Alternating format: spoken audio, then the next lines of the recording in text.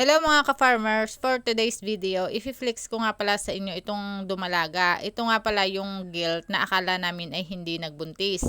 Dahil late na nga nagpakita ng sign na medyo may laman, ay di yan nga at inilipat namin diyan sa paanakan. So ngayon nga ito ay nanganganak. So may lumabas ng isa diyan na mummified at saka merong isang defective. At binantayan ko na nga yan mga ka-farmers. Ang pinakamatagal na time interval kapag nanganganak yung baboy, ang pinakamatagal niyan ay 30 minutes. At hindi lang yun mga ka-farmers, no? May isang oras na akong naghihintay, so wala pa din. Kaya ang ginawa ko, binigyan ko na nga yan ng pampahilab. At pagkatapos ko nga mga ka-farmers magbigay niyang pampahilab, nagantay uli ako ng ilang minuto. Sinubukan ko din yan dukutin mga ka-farmers, kaya lang ay dumalaga nga, kaya hindi kasya yung aking kamay. At dahil dito mga ka-farmers, sa mga nanganak na, mga 1 linggo na ang nakalipas, ay nagpili nga kami diyan ng medyo namamayat na mga biik at inilagay nga namin siya doon. Kapag dumalaga mga ka-farmers, kailangan sanayin natin siya na mayroong dumedede sa kanya, at ang kagandahan laang dito sa ating dumalaga ay hindi nga siya matapang. At ito nga mga ka-farmers yung nakakalungkot, no, dahil matagal tayong nag-intay. So yung una,